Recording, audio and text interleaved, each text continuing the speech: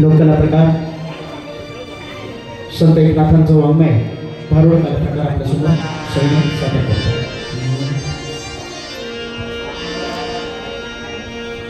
ज्ञानोबा माऊली तुकाराम, ज्ञानोबा माऊली तुकाराम, ज्ञानोबा माऊली तुकाराम, ज्ञानोबा माऊली तुकाराम.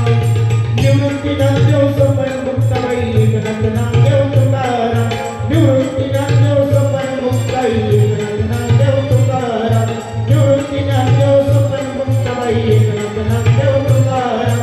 ज्ञानोबा माऊली तुकाराम, ज्ञानोबा माऊली तुकाराम, ज्ञानोबा माऊली तुकाराम. विठोबा गजर हरिनामाचा देता रोम, विठोबा गजर हरिनामाचा देता रोम. ज्ञानोबा माऊली तुकाराम, ज्ञानोबा माऊली तुकाराम, ज्ञानोबा माऊली तुकाराम, ज्ञानोबा माऊली तुकाराम, ज्ञानोबा माऊली तुकाराम, ज्ञानोबा माऊली तुकाराम, ज्ञानोबा माऊली तुकाराम.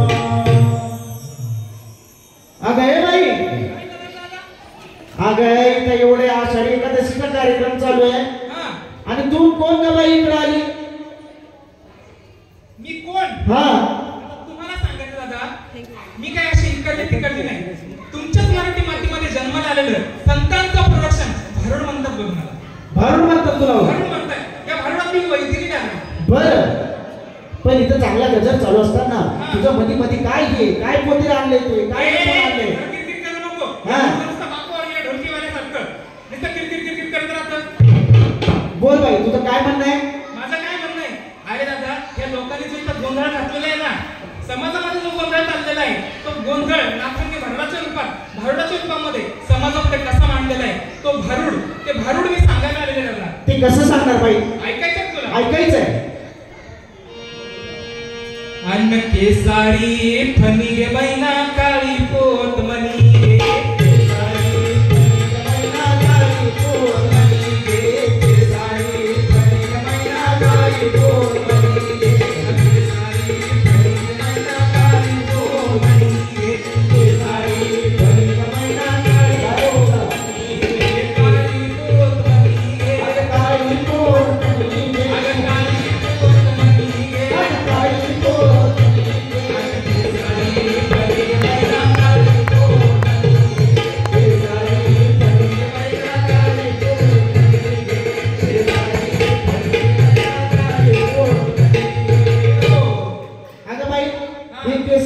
मनी गे, काळी पोत मला काही नीट समजलं नाही बाई. तुला नीट समजलं नाही समजलं. तुम्हाला समजलं का नाही?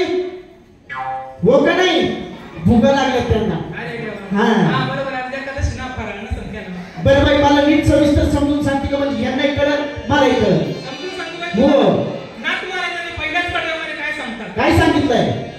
अगं काळी पोत घे बाराला, आयुष्यमान तुझ्या धन्याला, काळी पोत घे बाराला, आयुष्यमान तुझ्या धन्याला, जपाव सोन्याला, तसं जपाव काळ्या माग्याला, जपाव सोन्याला, तसं जपाव काळ्या माग्याला. बाई, काय झालं? अगं तू हे म्हणली खरं, पण मला काही उमगलं नाही का? तुला उमगलं नाही? नाही उमगलं अजिबात. काय म्हणले मी? काळी काळी पोत घे बाराला, हो, जसं जपाव सोन्याला. बरोबर. एवढं 2-3 वाक्य तर बोलले मी. काय अवघड त्याच्यामध्ये? सांग बरं काय अवघड? अगं बाई, पण हा जमाना कशाचा आहे? कशाचा आहे? हा जमाना फॅशनचा आहे. फॅशनचा आहे. इथं आता काळी पोत चालत नाही. काळी पोत चालत नाही. इथं नुसतं चालतं सोनं नाणी, आणि ते पण कसं? सोन्याचं मंगळसूत्र गळ्यामध्ये धारण नाही करत बायका, हा. हातामध्ये फॅशन म्हणून धारण करतात. अगदी बरोबर आहे. हा. आता तू हातातला सांगितलं ना, तुला या काळ्या पतीचं काळ्या वाण्याचं महत्व सांगते. मी असंच पंढरपुरातून तुळजापुरातून कार्यक्रम करत पुणे मुंबईच्या साईडला गेले होते. मी आपल्या संभाजीनगरचं सांगत नाही हाल, पुणे मुंबई सांगते. आताच्या माझ्या माता मावल्या आहे, त्यांच्या पायामध्ये जोडवी आहे, गळ्यात कंदी मंगळसूत्र आहे, कपाळाला कुंकू आहे, टिकली आहे, या माझ्या सवासनी. पण आताच्या युवा पिढी, तरुण पोरी कशा सवासनी माहिती तुला? कशा सवासनी बाई? पायामध्ये जोडवं नाही, हातामध्ये हिरवा चुडा नाही, गळ्यामध्ये मणी मंगळसूत्र नाही. त्यांचं मणी मंगळसूत्र कुठं असतं माहितीये तुम्हाला? कुठं? आपण बागडी भरतो नाही हातामध्ये, हे हातामध्ये नवऱ्याला लावतात. आहे का काही अर्थ याला?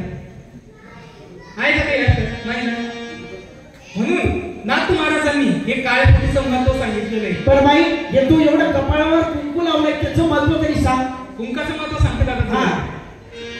आता मला एक सांग, तुझ्या पायाला जर ब्लेड लागली, त्याच्यातून रक्त निघालं, तुझी आई काय करते? तर हळद लावते. बरोबर की नाही शेवटेकर मावशी? लावता का नाही हळद? हळद लावल्यावरती ते रक्त ताबडतोब थांबतं. अगदी बरोबर. आता कुंकू कशापासून बनतं सांगा बरं? बाई, मला माहिती कुंकू कशापासून बनतं.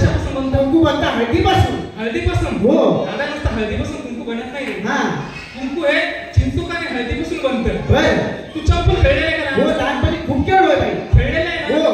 त्या चिंचोका आणि हळदीपासून कुंकू बनवलं जातं. आता जसं हळदीचं महत्व सांगितलं, हळदी हे रक्तस्राव थांबू शकतं. बरोबर. तसं चिंचोका सांगते ना तुला.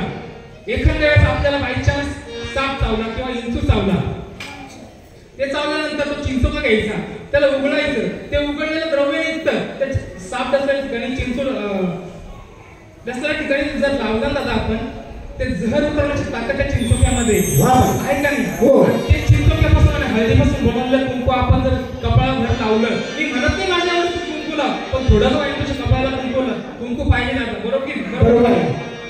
हे ना महाराजांनी कुंकाचं हळदीचं महत्व सांगितलंय. आणि जर का थोडं तरी तुझ्या कपाळाला कुंकू असणार बाई, का तुझ्यात ब्रह्मचैतन्य जागा होणार नाही? का तुझ्यामध्ये साक्षात जगदंबा दुर्गा अवतार होणार नाही? खरी गोष्ट आहे दादा. बरोबर आहे बाई. हे तर काय म्हणायचं, माझ्या कुंकाचं महत्व सांगितलं दादा. आणि म्हणूनच म्हणते तुला काय म्हणायचं? अन्न केसारी फणी मैना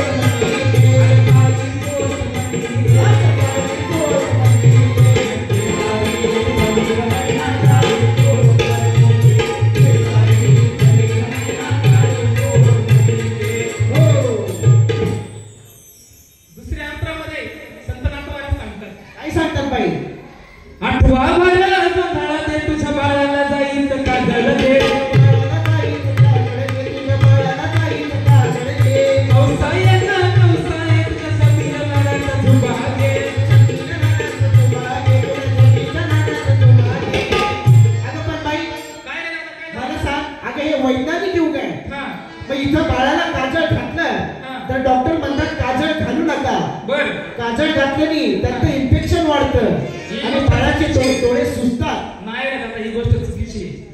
आता ही पाठीमागे बसलेली आजी हिरव्या साडी लुगड्यावाली, त्या आजीला काजळाचं पूर्वीच्या जमान्याचं महत्व विचार का? आजी पूर्वीच्या जमान्यामध्ये लहान लेकरांना डोळ्यामध्ये काजळ घातलं जायचं. का घातलं जायचं? का बाळाला डोळ्यामध्ये संसर्गजन्य रोग होऊ नये, बाळाची नजर चांगली राहावी, तीक्ष्ण राहावी, बाळाला कोणाची कुदृष्टी होऊ नये, दृष्ट लागू नये. पूर्वीच्या काळामध्ये आता आपल्या सगळ्यांना सुद्धा, या पोरांना सुद्धा त्यांच्या आया, मम्म्या, सॉरी मॉम्स बरं का, आताच्या मॉम्स आणि पप्पाला लगे डॅडी डेडच केलं, डी एंड चालतं का दादा असं? अरे मान्य आहे तुम्ही बदलत्या युगाप्रमाणे चला, पण आपली संस्कृती धरून चला. या गोष्टीला महत्व आहे दादा. तुला काजळाचं महत्व सांगते. आताच्या या समाज या कलियुगामध्ये या तरुण पिढीच्या डोळ्यामध्ये काय भरली माहिती तुला? काय भरलंय? वासना भरली, वासना. ए बोला, याला पाणी द्या रे. अगं बाई, तूच तर म्हणली ना आता, बस ना. मी काय म्हणले? वासना म्हणले का बसना म्हणले? काय म्हणली हो? हा, वासना. बस ना. दे बसून मग आता. ए बाबा वास होतो ना. बाय बाय, मला कळलं. ये वासना म्हणले ना. बरोबर. या तरुण पिढीच्या, आजकालच्या तरुण पिढीच्या डोळ्यामध्ये वासना भरलेली दादा. हो. पण तेच वासनेचं काजळ या तरुण पिढीच्या डोळ्यातून काढून सुबुद्धीचा अंजळ भरण्याची ताकद त्या पांडुरंग परमेश्वरांनी, या जगदेवाने माझ्या हातामध्ये दिलेली दादा. वा बाई. म्हणून आणि त्या दिव्याचं महत्व काय? बरं, पूर्वीच्या काळामध्ये महिला बाळाला जर खोकला लागला हो. तर बिबा घ्यायच्या, बरोबर. सुईनं त्याला होल पाडायचा, बरोबर. होल पाडून त्यातून तेल बाहेर काढायचं. हो. ते तेल आणि आईचं दूध हे एकत्र करून जर बाळाला पाजलं ना तर चुटकीसारखा खोकला त्या बाळाचा नाहीसा व्हायचा. वा बाई, व्हायचं का नाही? हे जुनं औषध आहे का नाही आजी? आहे का नाही जुनं औषध? जुनं तर सोनं आहे, पण तू आता किती गोळ्या खाऊ घाल, सिरप पाज, हे कर ते कर, पण जुनं तर सोनं आहे दादा. बाई तू अशी खाडकन बोलली, माझी खाडकन डोळे उघडले ना? हो.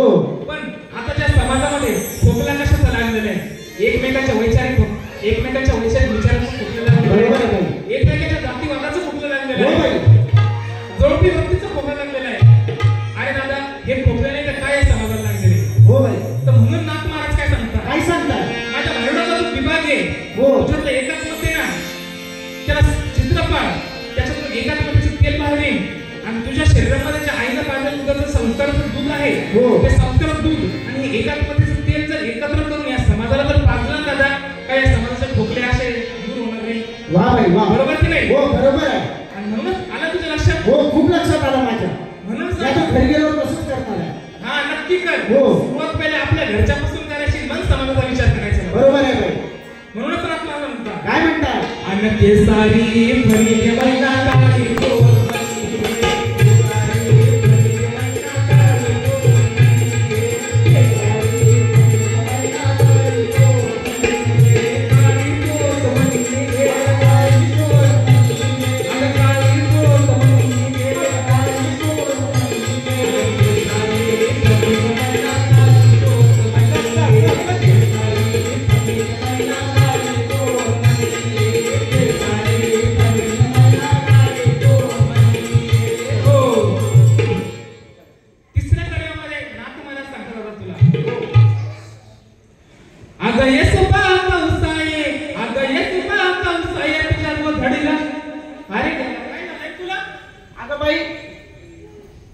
तुझं भारूड खूप चांगलं आहे, मला खूप समजतंय, पण आता त्यातून आपल्याला मार्ग निवडायची गरज आहे. मार्ग निवडायची ना? हो. पण नाथ महाराज शेवटच्या कड्यामध्ये काय सांगतात? काय सांगता?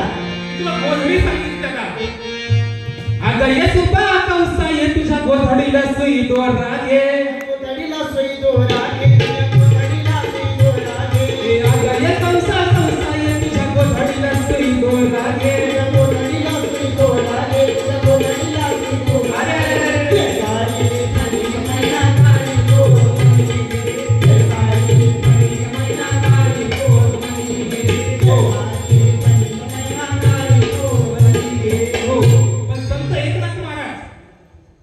शेवटच्या कड्यामध्ये सांगतात. काय सांगताय? आपण जर किती प्रपंच केला, माणूस प्रपंच कधी करतो? जेव्हा 50 ओलांडतो, 55 ओलांडतो, 60 ओलांडतो, तेव्हा धर्माच्या मागे लागतो. खरं आताची परिस्थिती.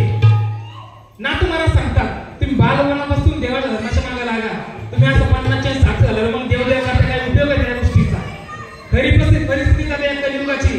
तुम्ही बालपणापासून देवदेव करा, का तुमचा परमात्मा साक्षात होणार नाही? का तुमचा संस्कार रूपी होणार नाही? बरोबर आहे नाही. हो. शेवटच्या काळामध्ये नाथ महाराज सांगतात, काय सांगतात? एक रूप होऊन त्या हरिनामाच्या तल्लीन हो, हरिनामाचा जयघोष कर, त्याच्या चरणावरती लीन हो, साष्टांग दंडवत घाल, लोटांगण घाल. हे सांगतात काही दादा? हो. म्हणून शेवटच्या काळामध्ये सांगतात, काय सांगायचंय? एका जनार्दनी नाथाचे भारुड, एका जनार्दनी नाथाचे भारुड, हरी नाम तू मुखान घे, हरी नाम तू मुखान घे, अगं हरी नाम तू मुखान घे, अगं हरी नाम तू मुखान घे.